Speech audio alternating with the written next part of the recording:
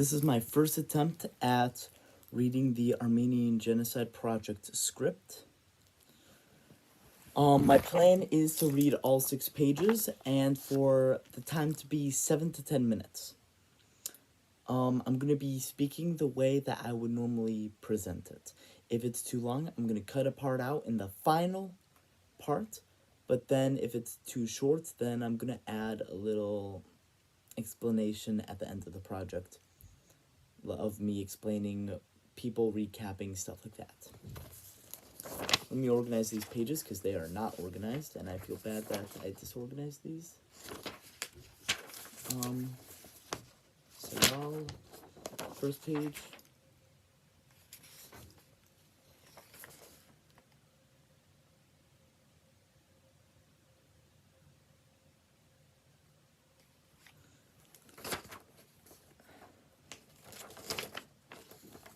It should be like this. Okay. Once this time gets to 1 minute 30 seconds, then I will start reading.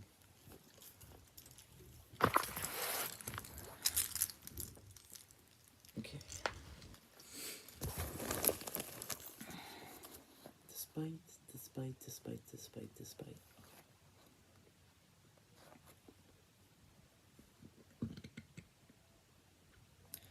Despite the strong force the Turkish government had on the Armenians, there were many people who refused to comply with those Turks during this time.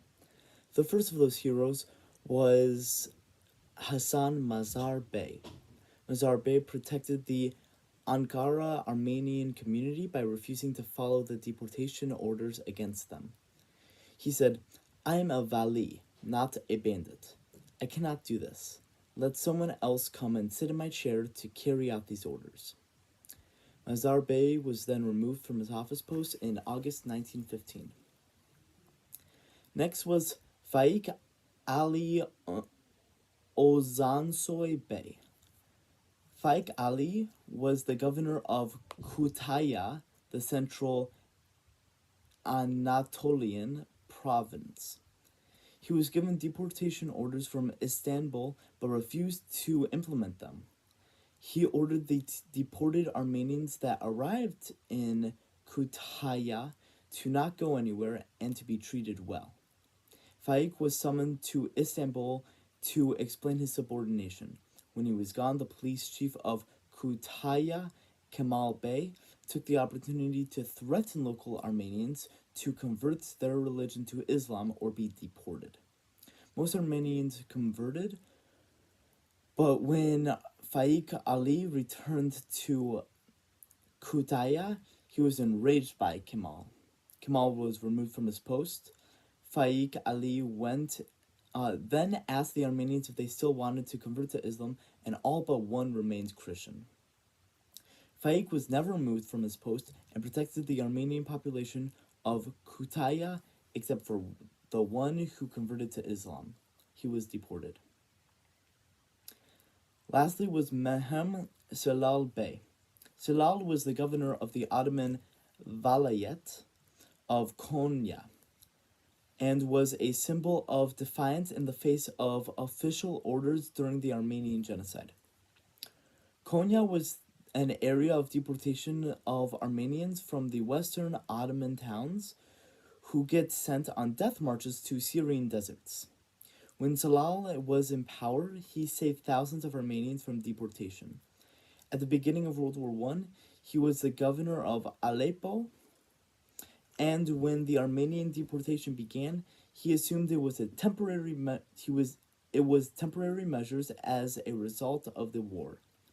As he said in his memoirs, "I never imagined that any government could take upon itself an annihilate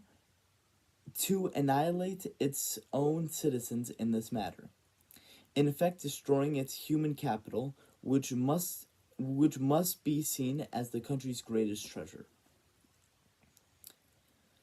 It took a while for Celal to figure out the deportations of Armenians were meant to exterminate them, and once he knew it was not temporary, he requested funds to build homes for the Armenians to settle in. Celal was willing to take serious risks to try to stop the killings of the Armenians, and refused to deport Armenians of Antioch. Once Salal of Antioch, members of the parliament, Krikor Zorhab and Vardkis Serengwalin, were sent to Diyarbakir for a trial, but Salal arranged for them to stay in Aleppo. As said in his memoirs, I could not send them to death with my own hands. I wrote to Istanbul asking that they be allowed to stay in Aleppo. I did not receive any answer, but I promised them that I will not let them go while I'm in Aleppo, and I kept my word. Once Salal left, Zorhab and Vardkis were dispatched and murdered before they went to Diyarbakir. Salal stated in his personal letter to the Minister of the Interior, Talat, working toward the destruction of Armenians will be a loss for the country, which will be impossible to compensate for ages. If all our enemies of the world came together and pondered for months the best way to harm us, they could not imagine a greater evil. He traveled to Istanbul to express his views on the situation. He shared concerns on the fate of the Armenians, as well as orders he received with the United States and Italian consuls in Aleppo, asking them to convey the seriousness of the situation to their governments and to use the influence they had at the Sublime Porte to prevent the massacres from continuing. Salal also appealed to the German consul in Aleppo with the same request, yet neither the German consul nor those at Istanbul listened to his plea. Salal states he could not partake in the events considered harmful to the country. The Central Committee of Union and Progress threatened Salal with dismissal if he could not give up his personal opinion for the national ideal. He replied, calling such atrocities a national ideal is the biggest insult and defamation for the nation. Salal continued to pressure and succeed to keep nearly 30,000 Armenians in Konya. October 3rd, 1915, Salal was removed from office. Then the deportation of 10,000 Armenians to Konya was reported by local authorities within 3 days. In November 1919, Salal was appointed governor of Adana of French control. Then after he was appointed mayor of Istanbul from July 1921 to March 1922. He has stated to negotiations, it is not possible to deny or to twist the question. The goal was extermination, and they were exterminated. That's the first part. It ended at 8:10. So let me do 8:10. Well, minus 30 seconds, that's 7:40. So 6:40. That's bad. That was 6 whole minutes explaining just the heroes. Okay, this will be a 3-part video, so this will be easy for me. But yeah, I mean 3 cuts. You'll see. Okay, so the last thing took me almost the whole time.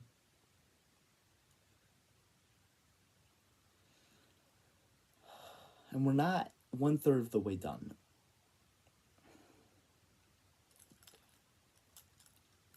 Okay.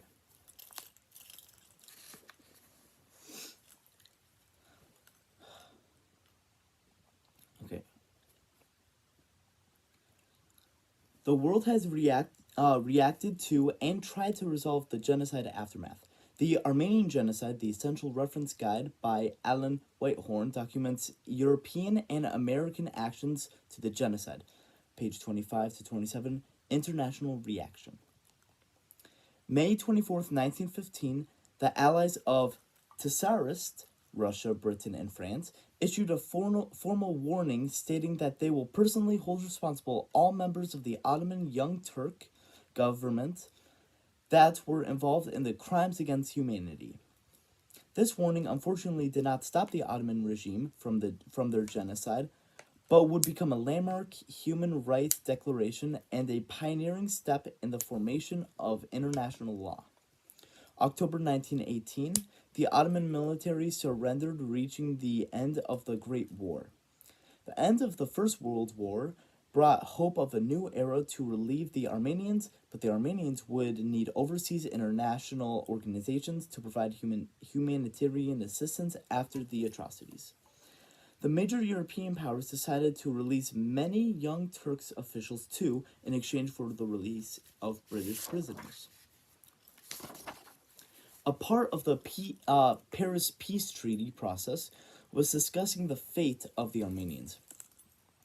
At time, United States President Woodrow Wilson outlined his vision for a more peaceful and just world with his 14 points, where the 12th clause assured nationalities under Turkey's rule would be assured of security of life and autonomous development. August 10th, 1920, the Treaty of Sèvres was signed by the Allied powers and Turkey, yet not fully ratified. This treaty was to address the injustices of the crimes against humanity, which include the following. Article 142 resolved the issue of forced religion conversions, massacres, and disappearances. Article 144 examines properties taken during the events and properties of those who died or disappeared. Article 145 plans to provide democratic representation for minorities in a post-World War I Turkey nation.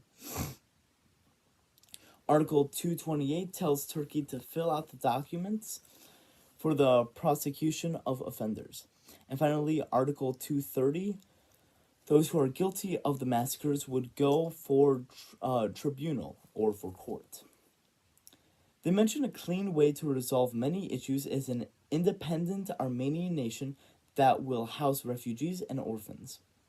President Wilson was in charge, working on the proposal for an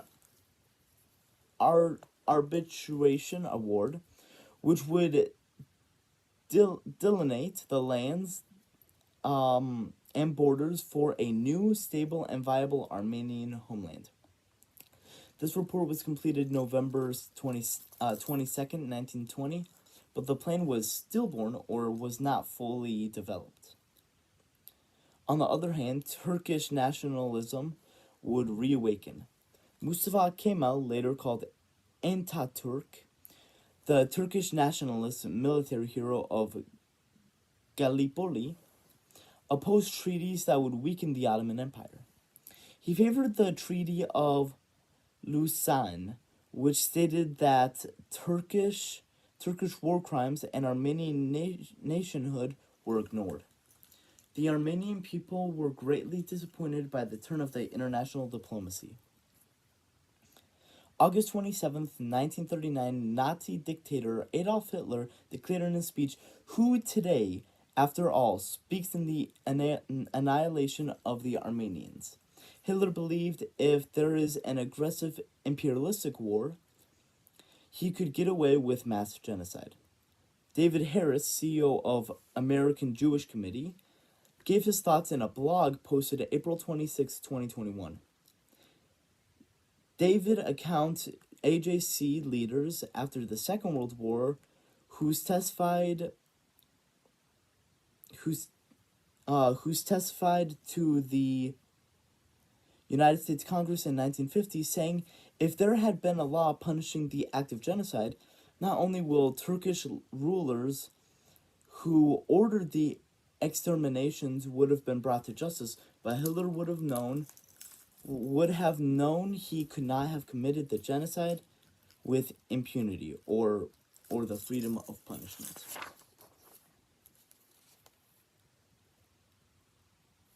Despite the reactions to the atrocities, there's been a lasting effect. Oh wait, that's the end of that. Okay, that ended about maybe 5:40. This is bad, because 5:40, that's like 5:10. This is already 11 minutes, and I finished 2 points. Now, keep in mind, the third point is very short. But still. Okay.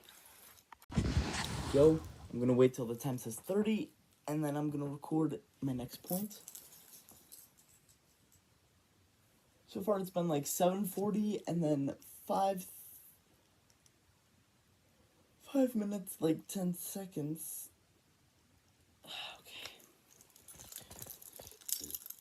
Okay.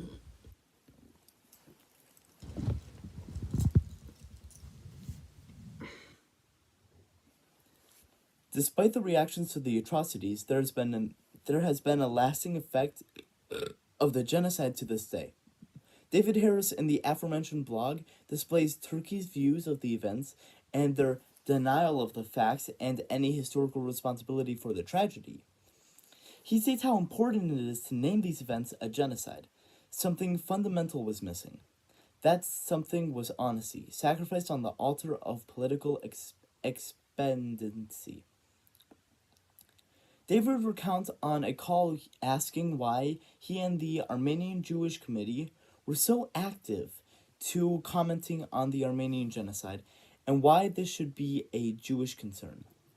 He replied saying how Jews were victims of the genocide. It would be wrong to ignore or minimize the mass targeting of people. That victims of the genocide must stand up for one another and educate the generations on man's capacity for inhumanity and be warnings for the future crimes against humanity. David exclaims, if we allow Turkey to ignore and whitewash history, trouble can come from them acting like the events never happened. He notes, however, luckily, there is evidence of these events. A telegram to the State Department from the U.S. ambassador to the Ottoman Empire, Henry Morgenthau Sr., on July 16, 1915, warning the deportation against peaceful Armenians. A campaign of race extermination is in progress. A campaign of race extermination is in progress under a pretext of reprisal against rebellion. There's also a comment from Winston Churchill on the matter. When the Turkish government began to carry out their massacres on the Armenians in Asia Minor, the clearance of the race from Asia Minor was about as complete as such an act on a scale so great could well be. That's the end of the third part.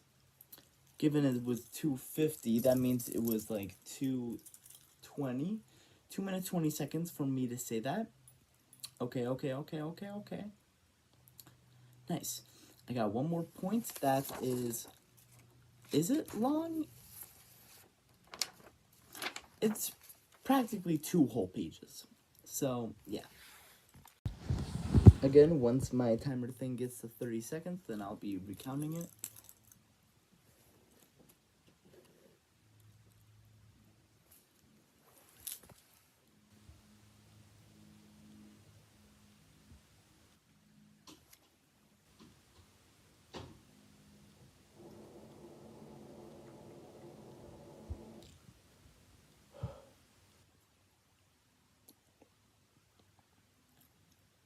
The reaction of the genocide has been mixed throughout different countries, even for today. In 1941, seeking to describe the German atrocities during World War II, Winston Churchill said, "We are in a presence of a crime without a name." The AJC took inspiration from Raphael Lemkin, Polish Jew and lawyer, who coined the term genocide when creating a word that had not previously existed in international vocabulary, and took inspiration from the Armenian genocide and the Holocaust. Raphael was also a driving force for the drafting and adoption of the Genocide Convention by United Nations member states and supported by AJC. As of this time, the term genocide was formed, yet was not used to describe the events of the Armenians. December 12, 2019, the United States Senate expressed how it was U.S. policy to commemorate the Armenian genocide through official recognition and remembrance. This resolution states it is U.S. policy to 1. Commemorate the Armenian genocide done by the Ottoman Empire from 1915 to 1923. 2. Reject efforts to deny the existence of the Armenian genocide or any genocide, and 3. Encourage education and public understanding about the Armenian genocide. While the United States while the Senate recognizes these events as a genocide, the then President Donald Trump mentions the events as 1.5 million Armenians deported, massacred, or marched to their deaths by the rule of the Ottoman Empire. He never called it a genocide. Why? Previous American presidents, too, have prevented stating these events as a genocide. Then President Bill Clinton wrote a letter to the then House Senator Dennis Hastert saying, "We have significant interest in this troubled region of the world. Consideration of the resolution at this sensitive time, will negatively affect those interests and could undermine efforts to encourage improved relations between Armenia and Turkey." Since past President Clinton's account, the United States-Turkey alliance has decayed. This was the Ottoman Empire. It wasn't modern-day Turkey. They should be able to recognize that historical fact and move on, but they are unwilling to do so, said Senator Robert Menendez.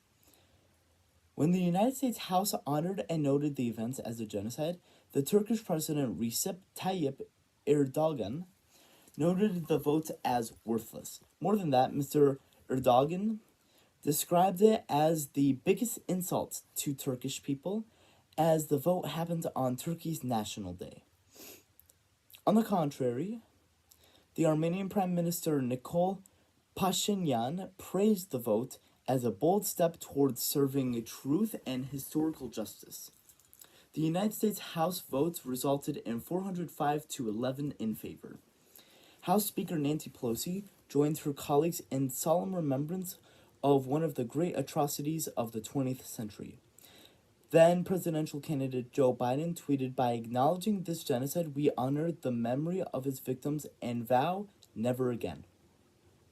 The chairman of the House Intelligence Committee, Adam Schiff, whose California district is home to a large Armenian American population, tweeted, "The House just voted to recognize the Armenian genocide, a vote I fought for 19 years to make possible, that tens of thousands of Armenian American constituents have waited decades to see.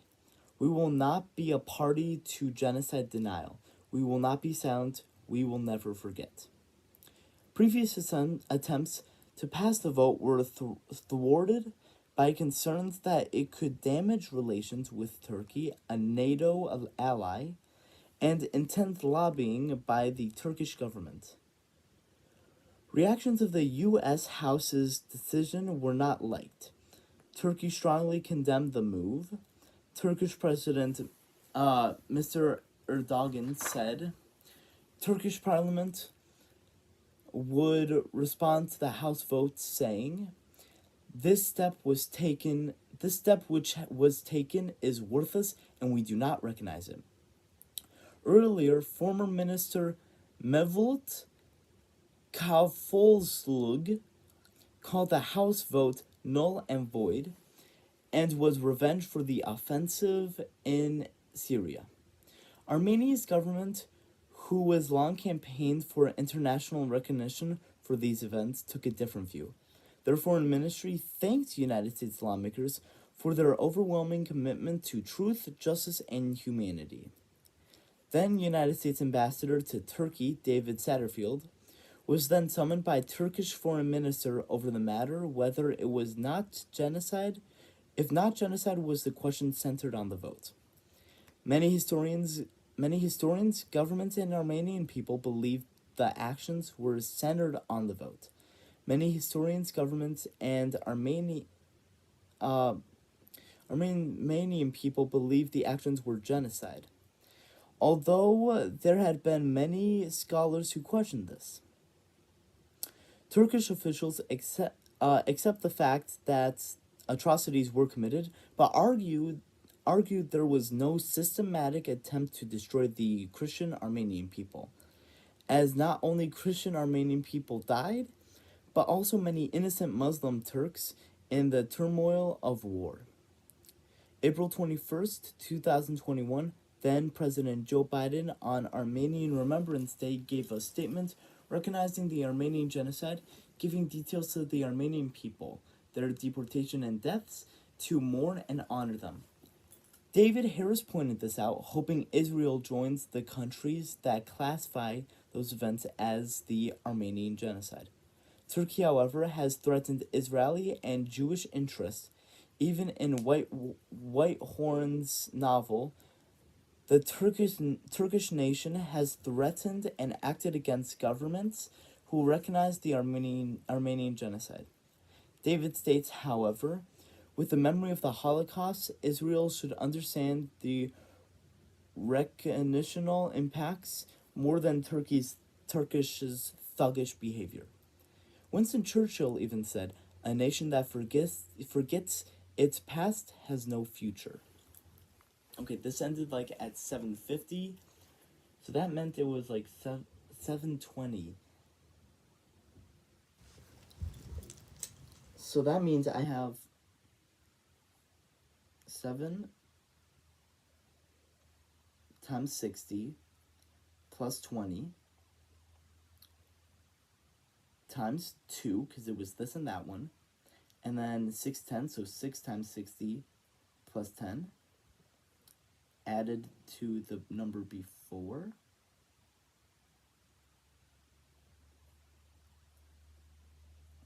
gets that number, and then we take that number, and it was like 240, 230, let's say, 230, which is just 150, so plus 150, then divided by 60.